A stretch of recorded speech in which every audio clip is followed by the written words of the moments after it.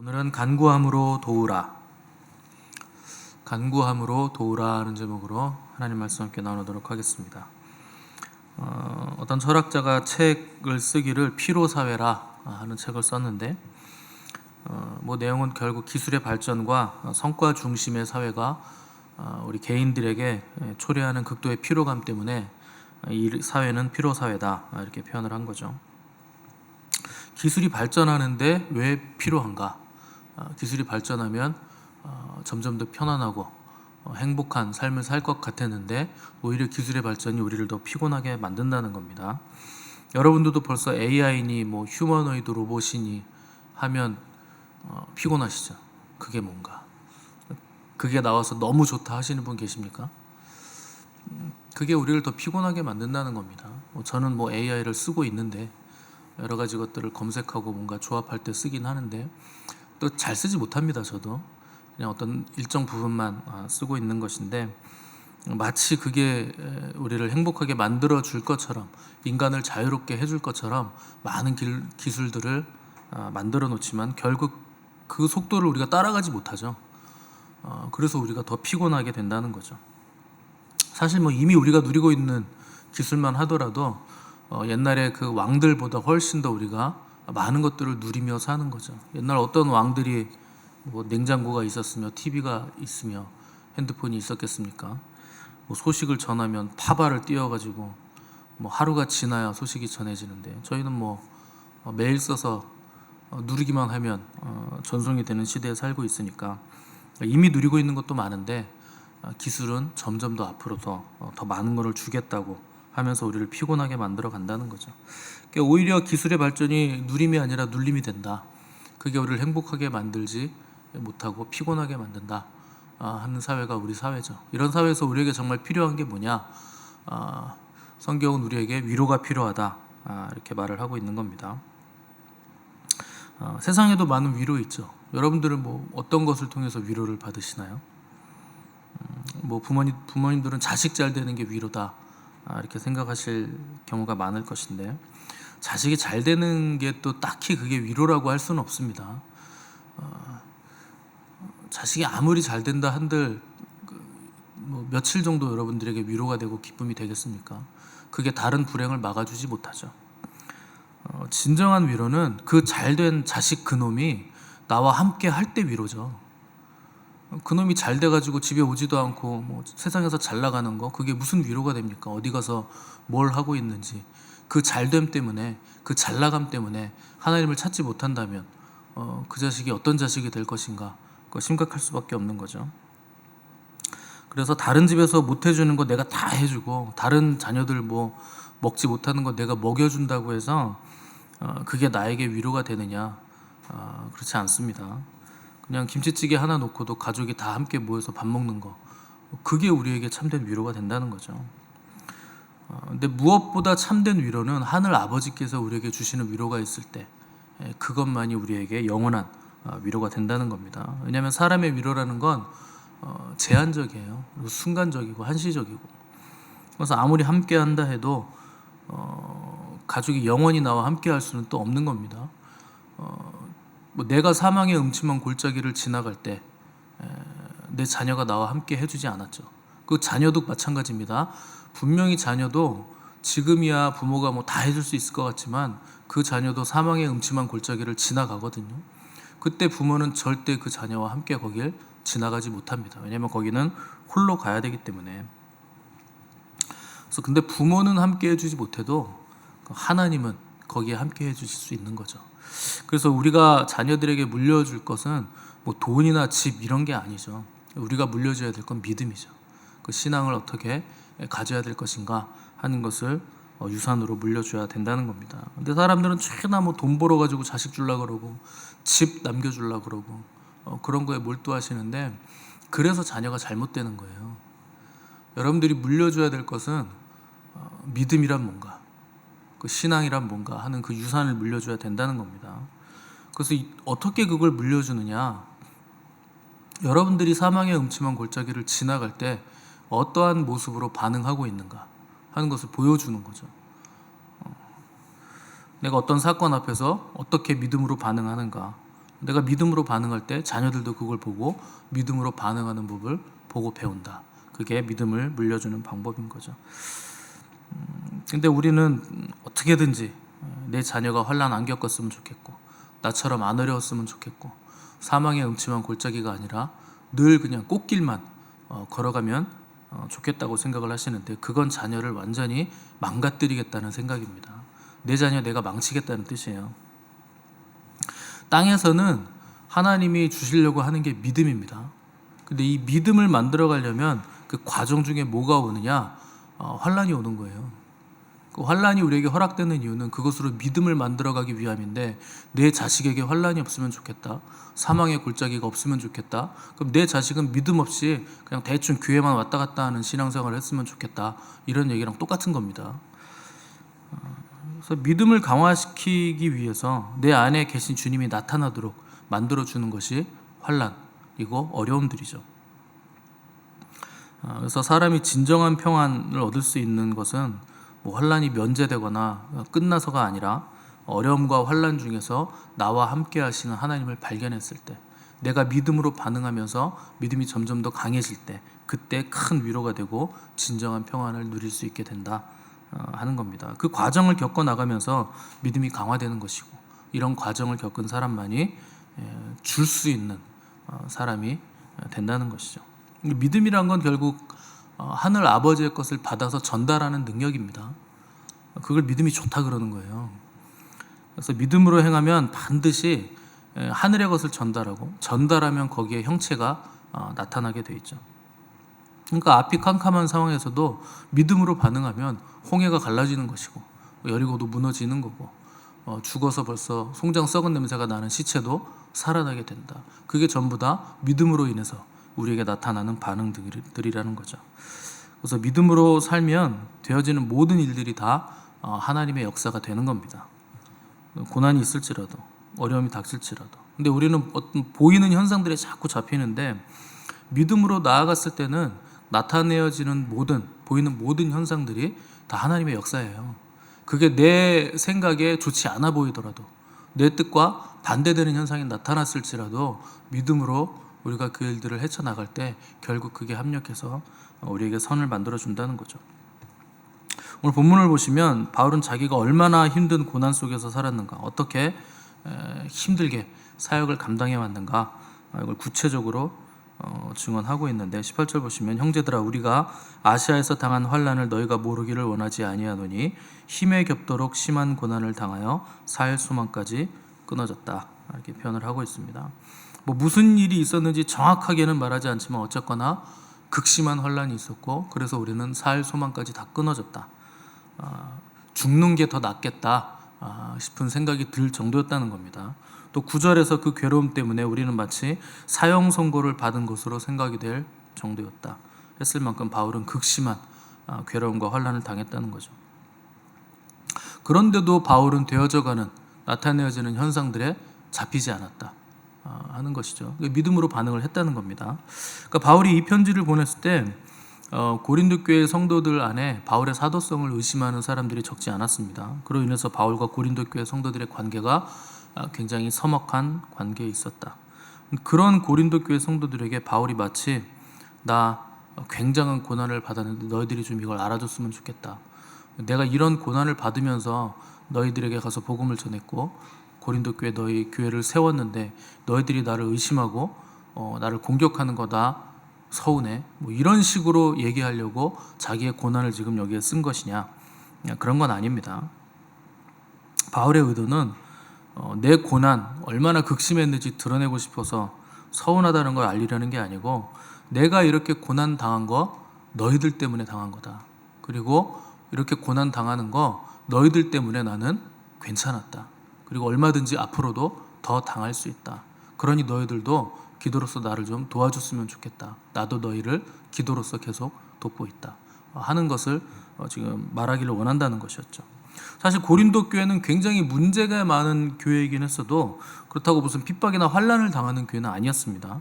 그런 고린도 교회를 향해서 바울이 하나님의 위로를 지금 얘기하고 있는데, 그들에게 위로가 필요해서라기보다는 너희들이 하나님의 위로를 받아서 너희들도 다른 이들을 위로하는 자리까지 나아가기를 내가 원한다 하는 목적을 가지고 하나님의 위로를 지금 얘기하는 겁니다. 그러니까 다른 사람들을 위로한다는 것은 나에게서 벗어났다는 거예요. 근데 고린도 교회 성도들이 아직 자기들에게서 벗어나지 못하고 다른 사람들을 위로하는 자리까지 나아가지 못하고 있기 때문에 너희들은 더 자라가야 된다. 위로를 받는 자리에서 벗어나서 거기 머물러 있지 말고 다른 이들을 위로하는 자리까지 나아가야 된다 하는 것이죠. 그것이 하나님을 닮아가는 그리스도인의 삶의 모습이라는 겁니다. 한번 생각을 해보세요. 여러분들이 하나님을 닮는다고 했을 때 뭘 닮겠습니까? 그분의 뭐 전지하심을 닮겠어요? 뭐 전능하심을 닮겠습니까? 아니면 그분의 무소부지하심, 아니면 그분의 탁월한 능력을 우리가 닮을 수 있습니까? 그런 거 우리가 닮을 수 없는 부분이에요. 따라갈 수 없는 영역이죠. 근데 그분이 우리를 위로하신 것처럼 우리도 다른 사람들을 위로할 수는 있다는 겁니다. 그 부분은 우리가 하나님을 닮는 것 얼마든지 가능하다는 거죠.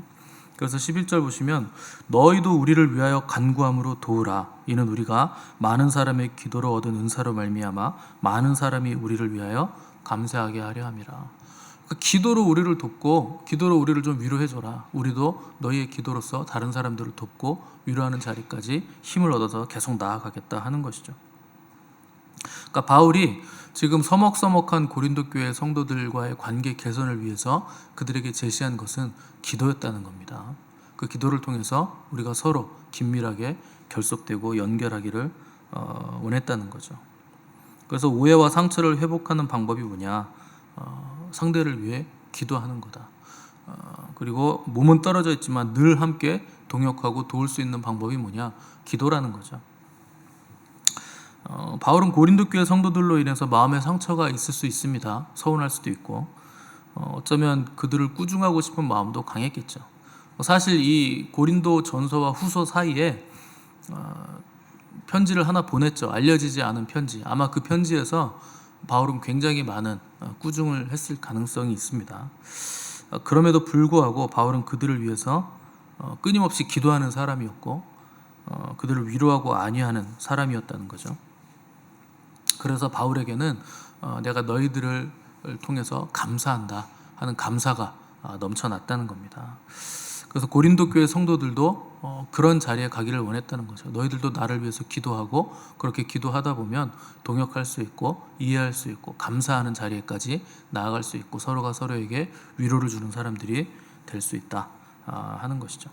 그래서 우리가 서로가 서로를 위해서 할 수 있는 게 뭐냐? 기도라는 겁니다. 그러니까 우리가 뭐 돈이 많아가지고 물질을 많이 줄 수 있는 것도 아니고 그 사람이 당하는 고난 내가 대신 그 사람이 돼서 당해줄 수 있는 것도 아니잖아요. 가장 큰 도움은 서로가 서로를 위해서 기도해 주는 거죠. 기도가 왜 가장 큰 것인가? 기도는 구조를 바꾸거든요. 땅의 구조를 하늘의 구조로 바꾸는 게 기도입니다. 사람들은 기도하면 이렇게 눈 감고 앉아가지고 아무것도 안 하고 가만히 있는 것처럼 보이니까 기도를 우습게 알아요. 뭐 기도하면 밥이 나오냐, 떡이 나오냐, 뭐 이런 식으로 말씀을 하는데 밥도 나오고 떡도 나옵니다. 물도 마실 수 있고, 길도 만들 수 있고, 여리고성도 무너뜨릴 수 있고, 골리앗도 넘어뜨릴 수 있는 게 기도예요. 홍해도 갈라지는 것이고.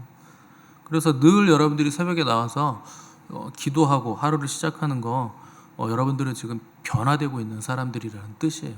기도가 땅의 구조를 하늘로 바꿔주는 거기 때문에 과정이야 느리니까 뭐 어려울 수도 있고 힘들 수도 있겠죠. 근데 결국은 변화되고 그 변화가 어떠한 환경에도 잡히지 않는 능력의 사람들로 우리를 만들어 간다는 것이죠. 그러니까 기도를 한다는 건 굉장한 일이죠. 기도를 모르기 때문에 기도가 어렵죠. 그래서 5분 앉아 있는 것도 힘들고 오래 기도하려고 막 세계 일주를 다 해봐도 미국을 위해서도 기도하고 아프리카를 위해서도 기도하고 세계 일주 다 했는데 시간 보면 15분밖에 안 지났어요. 그 아직 기도의 능력을 입지 못한 거죠. 근데 능력 있는 기도를 하는 사람들은 5분 기도한 것 같은데 2시간 기도했어요. 기도를 내가 하는 게 아니고 성령님이 나를 이끌어 가시는 기도를 하고 있다는 거죠. 그래서 마귀는 어떻게든지 우리를 기도 못하게 막는 겁니다. 기도가 우리를 변화시키기 때문에. 마귀는요, 예배 드리는 거 안 막아요. 교회 오는 거 안 막습니다. 성경 공부하는 거 안 막고, 또 양육 열심히 받는 거 그것도 안 막아요. 근데 기도는 막습니다. 그래서 기도하려고 눈을 딱 감으면 벌써 집에 내가 가스불을 켜놓고 왔는지 꺼놓고 왔는지, 내가 집을 잠갔는지 안 잠갔는지, 그러니까 오만 것들이 다 생각나요. 또 기도하려고 앉으면 전화가 오고, 기도하려고 하면 누가 찾아오고, 기도하려고 오면 남편이나 자식이 와서 밥 달라 그러고, 그 온갖 것들이 다 나를 막죠. 여러분, 신앙생활을 열심히 하는 사람들 중에 기도 없이 거룩을 이뤄나간 사람이 없어요. 근데 기도하지 않고도 살 수 있는 사람들은 그 이상한 사람입니다. 기도하지 않고 어떻게 삽니까?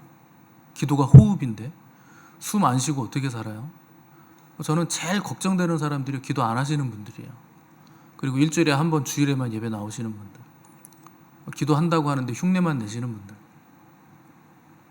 말씀과 기도 없이 멍하니 있는데 거룩해지는 사람 한 사람도 없습니다. 그런 사람 보셨으면 좀 알려주세요. 저도 비교를 좀 물어보게. 기도와 말씀 없이 어떻게 거룩해지는 방법이 있나. 기도와 말씀이 왜 항상 교회에는 중요하고 신앙생활에 중요한가 하면, 말씀은 보이지 않아요. 근데 그 보이지 않는 말씀이 형체화시키는 거, 그게 기도예요. 말씀이 우리에게 임하면 우리가 말씀을 부여잡고 기도를 하잖아요. 그럼 그 기도를 통해서 말씀이 어떤 형체로 나타나게 되는 거예요. 이루어지게 되는 거예요. 그래서 기도와 말씀이 항상 짝으로 필요한 겁니다. 중요한 거죠. 그게 말씀이 육신이 되는 과정입니다. 그래서 말씀이 오면 그걸 붙잡고 기도하죠. 기도하면 그게 우리 육신을 통해서 이루어지죠. 이루어지면 하나님 또 말씀을 하세요. 그럼 그 다음 단계 말씀을 붙잡고 또 기도를 하는 거죠. 계속 이 선순환이 일어나게 되는 거죠. 이게 바로 거룩해지는 과정이라는 겁니다. 그래서 기도를 통해서 말씀을 입어가는 사람들이 성도이고 교회이고, 그래서 주님은 내 집은 만민이 기도하는 집이라 이렇게 말씀하신 겁니다. 그래서 교회는 말씀과 기도가 충만해야지 여기서 무슨 사교 클럽처럼 재밌는 일 많이 있고 뭐 바자회도 하고 음악 공연하고 그러는 데 아닙니다. 그런 건 세상 나가서 하셔도 돼요.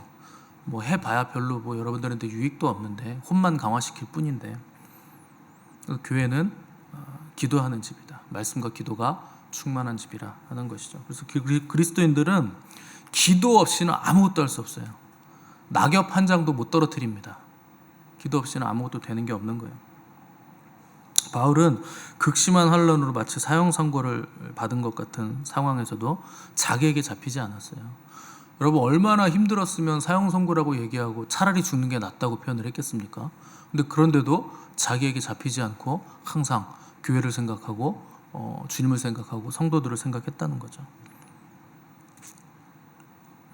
그런 성도들이 자기의 사도권에 대해서 공격하고 바울 저거 사짜다 뭐 이런 식으로 공격했을 때 바울이 얼마나 아팠겠습니까? 목회자들은 항상 그런 사람들이죠. 그런 자리에 서 있죠. 목회자들의 관심은 항상 성도들에게 있거든요. 그 양들에게 있는 것인데, 뭐 제가 항상 말씀드리길, 저는 양측의 개라고 말씀드렸잖아요. 목자에게로 몰아가는 존재지 진정한 목자는 주님이십니다. 근데 그렇게 몰아가려고 하다 보면 양들이 양치는 개를 욕해요. 저거 승질 더럽다 그러고 짖는다 그러고. 사실 제가 물지는 않지 않습니까? 안 물어요. 물어봐야 뭐 제 손해죠. 물면 여러분들이 저를 더 세게 문다는 거 알고 있습니다. 물진 않습니다. 몰아갈 뿐이죠. 그런데 그것에 대해서 애쓰고 힘쓸 때 오해하시거나 잘못 생각하셔서 목회자를 폄하하거나, 여러분들이 그렇다는 건 아닙니다. 그런 경우들을 많이 봤습니다, 제가. 근데 그럴 때 목회자는 제일 아프죠. 왜냐하면 여러분들이 영혼을 위해서, 구원을 위해서 그렇게 하는 건데 그걸 알아주지 않으니까. 그러니까 바울도 고린도 교회 성도들이 자기를 그렇게 폄훼하고 오해하고 욕했을 때 얼마나 아팠겠습니까? 근데 바울은 육신의 아픔이 있을 때도, 고난을 당할 때도 자기에게 잡히지 않았고, 또 성도들이 자기를 아프게 했을 때도 자기에게 잡히지 않았다는 거죠. 그리고 오히려 성도들을 바라보면서 너희들을 위해서 내가 기도한다. 그리고 너희들로 인해서 내 안에 기쁨이 충만하고 감사가 넘친다. 너희들도 날 위해서 기도해 주면 좋겠고 그렇게 감사가 넘치기를 원한다. 이렇게 도전을 했다는 거죠. 그래서 우리도, 여러분들도 나에게 잡히지 않는 것에 항상 열심을 내셔야 돼요. 자기에게 잡히지 않는 거, 그 기도와 말씀으로 되는 겁니다. 나는 나에게 잡히지 않아야지, 나를 벗어나야지, 이렇게 다짐한다고 해서 절대 안 돼요. 인간은 자기중심성이라는 굴레에서 자기 힘으로는 절대 못 벗어납니다. 그 기도와 말씀으로만 되는 거예요. 그래서 세상적인 가치관, 세상적인 일들을 자꾸 교회로 끌어들어오시면 안 돼요. 그 반대로 가는 거예요. 기도의 자리로 가셔야지 세상 자리로 자꾸 가려고 하시면 안 되는 겁니다. 그래서 분위기 띄우려고 재밌는 말 하려고 하지 마시고, 세속적인 농담 분별 없이 하지 마시고, 그런 말을 자꾸 하려고 하다 보면 이상한 말을 하게 돼요. 나중에는 그 재밌게 하려고 하는데 한 말을 또 하면 재밌겠습니까? 재미없잖아요. 한 것 또 하면. 그러면 자꾸 재밌는 뭔가 새로운 걸 개발해야 되는데, 그러면 결국 어디로 가냐 하면 남의 잘못을 들춰내고 그걸 놀리는 형태로 가게 되는 거예요. 상대를 말꼬리를 잡고 다른 사람 상대를 놀리는 거, 치부를 들춰내는 거, 이쪽으로 가게 된다는 거죠. 근데 마지막 날에 하나님이 그 말에 대해서 다 심판하세요. 그럼 재밌는 말 하려고 하시면 안 됩니다. 용서하는 말, 다른 사람을 세워주는 말, 이거 하려고 노력을 하셔야 돼요. 주님이 우리 죄를 용서하신 이유는 우리가 용서받을 만해서가 아니에요. 우리가 죄인 되었을 때, 우리가 주님을 알기도 전에 그분은 우리를 용서하시고 십자가에서 죽으신 겁니다. 여전히 그럼 우리는 뭐 깨끗하냐? 아니에요. 여전히 우리는 죄인이죠.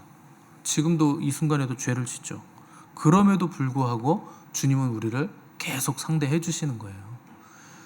주님이 우리를 보실 때는 과거의 죄, 지금 짓고 있는 죄인의 모습으로 보시는 게 아니고 앞으로 영광을 입은 그 모습으로 우리를 대하시는 거죠. 그분에게 시간이 무슨 의미가 있습니까? 영원에 계신데 이미 영광을 입은 자들로, 이미 영화로운 자들로 우리를 보고 계신다는 거죠. 그러니까 우리를 계속 상대해 주시는 거죠. 근데 세상은 죄가 드러나면 용서 없어요. 세상은요, 상대방의 치부, 상대방의 죄에 대해서 얄짤없습니다. 그 청문회 하는 거 보세요. 없는 죄도 만들잖아요. 세상은 그런 겁니다. 근데 주님은 우리를 그렇게 대하시지 않는다는 거죠. 모든 죄를 다, 내 죄를 뒤집어 쓰시고 그 죄값까지도 주님이 다 치러 주셨다는 거죠. 그리고 하늘 보좌에 오르신 지금도 우리를 위해서 기도하고 계시고 우리를 자녀라 하시고 영광스럽다고 칭해 주시고 계신다는 겁니다. 그래서 그 은혜를 받은 우리도 마땅히 그러해야 된다. 그래서 너희도 서로 기도하고 위로하고 감사가 넘치기를 원한다 하시는 거죠. 그래서 누가 나에게 잘못한 것 있으면 용서해 주십시오. 물론 감정은 상하겠지만 용서는 할 수 있잖아요. 용서한다고 선포할 수 있고 또 기도하면서 주님 제가 용서합니다 이렇게 고백할 수 있죠. 딱 3번만 용서해 줘야지 하지 마시고 70번씩 7번 또 490번을 세지 마시고 무한히 용서하시는 주님의 그 용서하심처럼 여러분들도 서로가 서로를 용서해 주시기 바랍니다. 미운 것이 보이면 얘는 좀 덜 떨어진 애구나, 나를 계속 공격하면 쟤는 내 사랑이 2배로 필요한 애구나, 그 생각하시고 더 많이 기도해 주시고 더 많이 사랑해 주셔야 됩니다. 그래야 이 저주의 구조가 축복의 구조로 바뀌는 거예요. 기도가 구조를 바꿔준다는 겁니다. 이 구조 때문에 우리가 하나님의 복을 받고 누리게 된다는 것이죠. 그래서 지금은 하나님 앞에 앉아 있을 때입니다. 기도하고 경배하고 하나님의 음성을 들어야 될 때요. 내가 움직여야 뭐가 될 것 같고 내가 움직여야 살아날 것 같겠지만 여러분 몸 하나 움직여서 이룰 수 있는 게 얼마나 됩니까? 어느 정도의 공간으로 다니실 수 있으세요? 몇 명이나 만날 수 있습니까? 예수님도 이 땅에 계실 때요, 예수님이 가는 곳만 사람들을, 거기 있는 사람만 만나셨고 예수님이 만나시는 사람만 치유해 줬어요. 온 인류를 다 그렇게 못 하십니다. 당연히 육신이라는 한계에 갇혀있기 때문에 그런 거죠. 근데 기도는 무한한 지평을 여는 거예요. 기도를 통해서는 여러분 전 세계 일주를 다 할 수 있잖아요.